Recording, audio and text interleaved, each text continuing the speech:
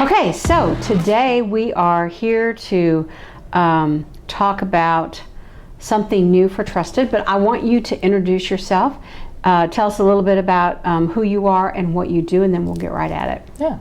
My name is Dr. Harvey Castro. I'm the president of Trusted ER, and I'm also one of the co-founders of Trusted ER. Okay. I think it's important to tell everybody about Trusted ER and why it is what it is. I was working in the emergency room. I worked in Parkland, I worked in busy hospital settings, and I was not happy with what I saw and the care that I personally was giving. I felt the system was broken, and I wanted to fix the system. And the only way to fix the system was to create a new system, and that is Trusted ER. And so we created this amazing entity, and we basically took it from the ground up, every part of it, to make sure that we're creating a different type of medicine as opposed to the corporate medicine that's out there. Okay, excellent. So I know that you guys in September this month are going to start offering some new services, and it goes hand in hand with an awareness, addiction awareness for the month of September. So would you tell us about that? Yeah, okay. We're really excited. This new mental health program that's specifically addressing people with addictions, opioid addictions, alcohol addictions. All of this has a science behind it. People that are addicted, and I hate using that word because there's such a negative stigma to it, it's really a disease. It's a disease where people feel dependent on that chemical and they must have it, and it has to do with their brain basically saying they're asking for this. And so here at Trusted, we've created this amazing program to basically address that problem. There's a science behind it, there's a medicine behind it, and so what we're doing is we're helping people detox basically. When you're walking away from a substance, your body starts withdrawing and it starts acting against that. So we're here to help them make sure that they can make that transition from the medical side of you. Okay. And so it's opioids, alcohol? Those are the main ones that we're addressing. And let's talk about for just a minute, because I always like to kind of go backwards and figure out. Of course. Like, I know it is something in the brain, but what is it? Is it something? Are certain people just born with this potential for this disease, or is it something that happens at a certain age? I mean, tell me how it gets started. That's an excellent question, by the way. I look at diseases in two parts. There's a genetic that you're asking about, and then there's an environment. Which one did it? So let's talk about that. From a genetic point of view, they have found studies in genes that have been correlated with saying, yes, you have the gene to have the propensity to be, quote unquote, addicted to this chemical. Okay. The other part of it is environmental, and I feel like a lot of Americans unfortunately fall into the environmental part of it. And let's kind of talk about, how does someone even get addicted to something? Right. Honestly, it's sad. It's usually people that, let's just say somebody was working on their house, they fell, they hurt their back, they go to the doctor and they're like, here's a prescription for pain medicine. And while you're down, this is a muscle relaxer, and the person can't function without it, so they're starting to take this pill. Within time, we're finding stories that the pain is gone, that's gone, but they become addicted, quote unquote, or dependent on this chemical. And so now that's that environmental piece. They didn't mean to become addicted to this. They didn't mean to have this dependency, but unfortunately the environment created such an opportunity for them that they were dependent originally on the pill because they couldn't function. And then with time, they just became dependent on that pill because now their body is almost hungry for that. Is it part of the habit loop, or is it? I would say it's part of the habit loop. It is. Okay, so it's breaking the habit, but at the same time, the body, you have to adjust. Okay, gotcha. And so the body starts asking for it. It literally does. We've had patients that we give them a normal prescription of X or Y, and they've been on it for a certain amount of time, and so we literally have to wean them down, not just stop them all of a sudden. You have to slowly taper them off. And there's medicines out there that we can give to help make that bridge a little bit easier. We've talked about, obviously everyone's heard about smoking addiction, and they have the patch, and they have different ways of addressing it. Similar situation, you are dependent on an opioid, and so when you take them off, you can have medical effects, and some are very scary. For example, some people can have seizures from it, can have headaches, can have I've heard horrible stories. Yeah, it's pretty scary. Yeah. And so I think knowing what the environmental piece is and not being judgmental is key. I think out there in the busy hospitals, they're so busy and they're just quick to write a prescription. I feel like here at Trusted, we really do spend time with our patients. We want to know the why and what caused it and what's the root cause analysis. You know, was it just writing a prescription, or is there something more? Is it genetic based? Is it something that in the history? Emotional. Yeah. You know, you just hit something really big. Emotional is huge. I feel like a lot of people need to be able to vent out. And now with COVID-19, we're seeing actually an increase in depression and anxiety because people don't have that normal outlet. If they used to go out to the ball game, if they used to go watch a game, they used to do public activities, their that's habits being taken have away. been disrupted. They have. So interesting enough, I spoke to a friend of mine that runs a healthcare clinic, a mental health care clinic, and he said we're seeing a 41% increase in depression and anxiety, because that's all he does is mental health. And I was like, interesting. And he says it's basically the COVID-19. People have lost that breaking habit, you know, of saying, I used to go for a walk or do things, and now I can't go to my favorite place because it's closed. And so it's very interesting the world we live in now for mental health. The world is interesting, period. It is. It has changed. So now, do you guys is it an in-house treatment where you? Yes, let's talk about that. And is it here or is it someplace actually else? here. No, it's here at this hospital. All right. Typically, it's about 3 days, depending on the ailment and depending what it is, and obviously depends on the environmental. If that person has been having this disease for years, you know, it's going to be a different regimen. If it's someone that's just short term, has had this issue and is trying to change their habit, then it would be different. But typically, it's about 3 days. The nice thing is we have everything here at the facility to take care of the patient. So big picture, you know, we want to make sure we have the fluids and we have the medicines to help them calm down and relax, and then make that transition from that chemical dependency and take them off of that, because they'll start having withdrawal symptoms. So start monitoring, looking at their heart, their temperature, their mental capacity, and working with them to make sure we make this nice transition. On the environmental part, I think, you know, it's really important to know where is it you're going. The staff that's here has been trained to work under these conditions, and I feel personally, going back to my original story, being in a busy ER and not giving the care that I wanted to, we've tried to do our best here to train every doctor, nurse, front office to spend time. And this is a really delicate situation. We're dealing with someone that has this dependent issue on drugs, let's say opioid, alcohol. You know, it's kind of scary. And so I personally, if I had a problem like that, I wouldn't want to go just anywhere. I'd want to go where the person and the staff understands, and I would want them to have extra training, and I'd want them just to know me as a person, not just me as a social security number or my last name. I'd want them to know me as me. And so here at Trusted, we honestly have spent time training our staff, spending time with each person, down even to our vendors. We'd spend time with our vendors, because anyone that's in the building, we want to make sure that they reflect us and we reflect them. We want to make sure that they stay at the standard that we expect them to stay. So here at Trusted, we created something called an academy. And so every single employee, they must go through our academy. And basically it's these tools that we're talking about: how to talk to a patient, how to spend time with the patient. We don't want a doctor being at the front door and giving a diagnosis. We want them to sit down and have a time with the patient and look at the patient. And if the patient's crying, to be able to cry with them and not feel rushed. Unfortunately, the healthcare system that we're in, 99% of the times the doctors are busy and they don't have time, and they're pushing, and administration is like, hey, we gotta go. Here at Trusted, and I sleep personally well at night knowing that the things are done here correctly, the way it should be. It's almost like we're rewinding back the clock of 100 years ago. How were people treated? And it was way more personable. Now it's more telemedicine, nothing against it, but it's more impersonal, and it's more walls, and it's more business quickness. Now here at Trusted, we're spending time with our patients, making sure that we have that one-on-one. And I think that's why we're growing so fast, because people come to us and say, wow, this was a different experience. This wasn't the normal get me in, get me out. Like, wow, the nurse spent time with me, the doctor spent time with me. They literally all sat there and just talked to me. And so it really makes me happy to know that I'm in a place where things are being done the way they should be done. Nothing against the big hospitals. I'm glad they exist. They're there for a reason. There's a place for everybody. Exactly. There is a place for everyone. So what's on the horizon for Trusted? Well, we are expanding. We're growing into Colleyville. That's our next location. We're looking into other areas. Obviously, the main thing for us is what can we do for the community? Obviously, right now we have COVID, and COVID's a big deal, and we want to make sure that we address it. So we're in the community doing community talks on prevention, how to help out. We're giving away masks. We're helping people.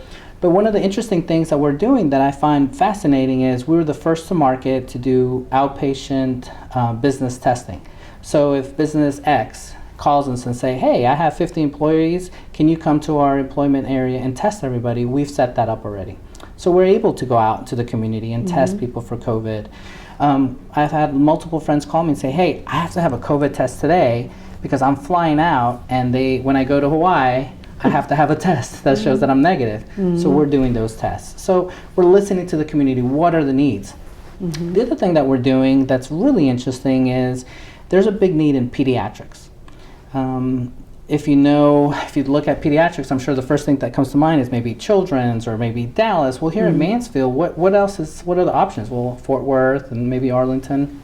So here at Trusted, we are looking to expand our pediatric presence. And so we have a pediatric urgent care in Las Colinas. Our Colleyville location will be focused on pediatrics. So we'll have emergency medicine, but we'll have trained pediatric providers there at that facility to help address that. And moving forward, we're going to increase our protocols, increase the way we do business with pediatrics, make sure that we're PD friendly. For example, certain test kits, certain things that we do with our patients, it helps to have certain tools with the pediatric department. A lot of hospitals do not have it. We're looking at all our facilities. How can we make this amazing experience for the pediatric population? So that's the next thing we're working on. Wow. It should be really interesting. So I have one more question for you on the addiction piece of it. So we talked about the cause. We talked about your treatment. I always ask, what's the preventative on anything that we talk about on the healthcare channel? How do you prevent? I mean, how do you know? That's a tough one. That's a good question. No, I like it. On the prevention piece, I am a firm believer that our mind is very, very strong. I'm a believer that if you want to prevent these things, you need to meditate and think about these things. And in order to prevent chemical addiction is to know ahead of time. Education's half the battle. So if you know that this has the potential, then to you yourself to start monitoring yourself. So when you're taking the pill, yes, I need it to get through, but can I get the next day with maybe half the dose? Talk to my doctor and say, hey, this is not killing me in pain. Can I take Tylenol instead? I think if you're proactive and you're educated on the disease, I think you're less likely, because now on the environmental piece that I've talked about, you're controlling the environment. Right. I've met people that have had a baby and they're like, here's a prescription for pain. They're like, nope, Tylenol, that's all I need. I'm like, wow, I'm impressed. Like, you just had a C-section and you're out there wanting to do all this and all you want is Tylenol and you're doing it. I was like, good for you.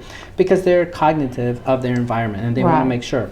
Other people have a propensity. Let's talk about the genetics and how to prevent that. Well, to hit a really close home moment for me personally, I was told that my dad was an alcoholic and that he had trouble with alcohol. Right. So until I think I was 35 years old when I started having my first drink, because I was so personally worried that, oh my gosh, what if I get addicted to alcohol? And I had a drink and it wasn't a big deal, and now I can drink once in a while, and I don't have that personality disorder. But my point is this: I knew ahead of time that maybe there's a genetic component out there. Maybe it's my own father. Maybe this is something that me personally. So how can I prevent it? Well, let me make sure I don't have this personality that causes me to be addictive. Is it the personality or is it in the DNA? I personally think it's in the DNA. So let me ask you, is there a way to have a test?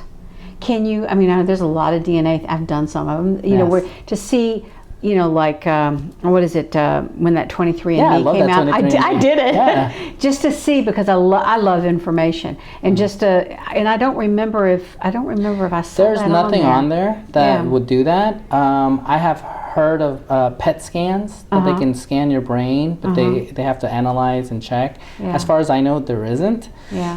With that said, will there be? I would think there is. Will be something out there. But again, I think that's the environment, if you can take charge of that environment and do well with that, I think you can influence the genetic side. Well, and just knowing your family history. Yeah. If it runs in the family, there's a good chance or the possibility of it. So start taking measures. Start seeing how you can prevent this. Talk to your doctor and see what other alternative ways of dealing with the same problem that's out there. How can we do that? So knowing is half the battle, and education, I really think is key. Yeah.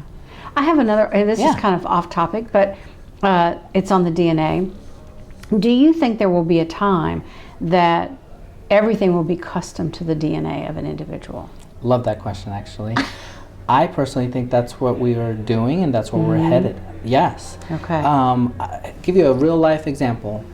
If you're having surgery, they can do tests to see how much medicine you need, and in that medicine, do you need more than the average person or less? Because based on your genetics, your body is metabolizing that medicine. Right.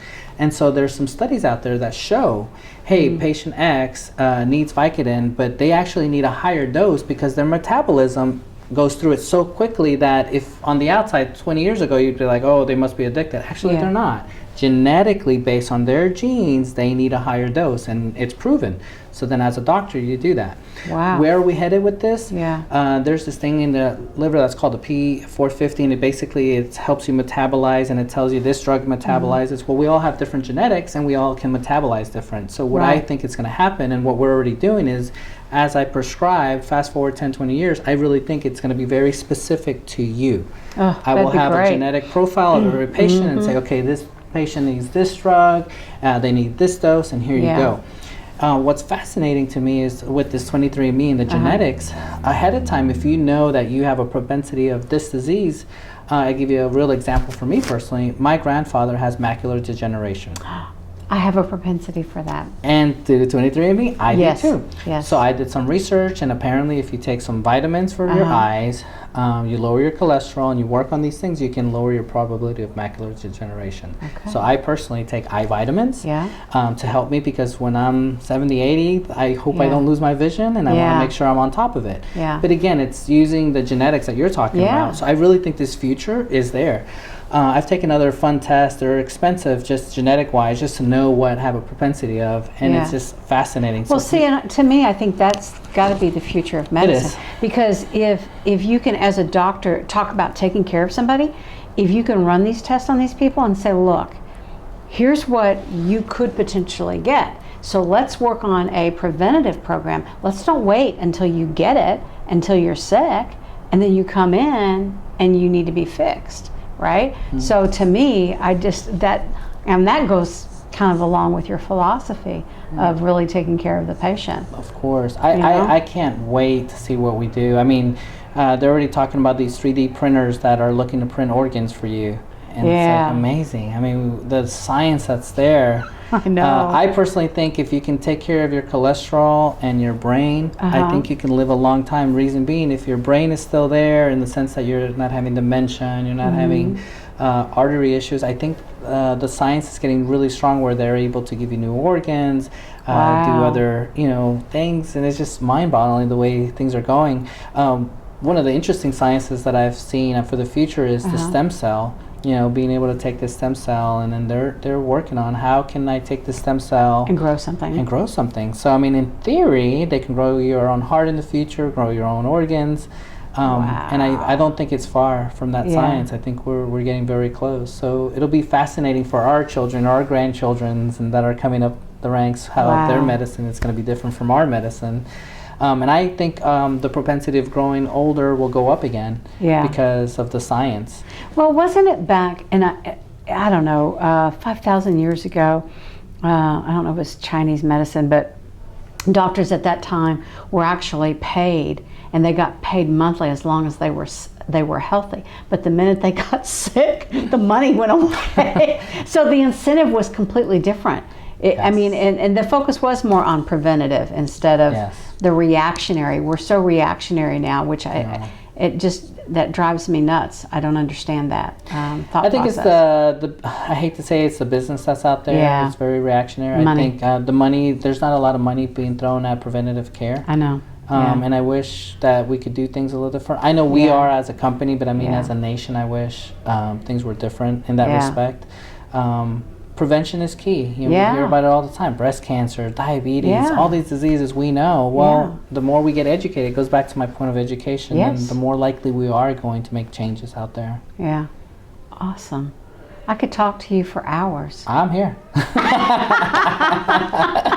We may have lost everybody else, but yes. Yeah, well, I appreciate I you. love it. I love it. I love talking about what I do. I'm passionate about what we do. I love, there's just a special feeling of taking care of someone and knowing that you're doing something for a stranger. Well, but see, I think that to me, that's the key point is it goes back to like the why. Why did you get in this business to begin with? You know, what was the original reason? What drove you to it? What attracted you to medicine? You hit a strong point. It's true. I ask that question, why are you a doctor? Why are you a nurse?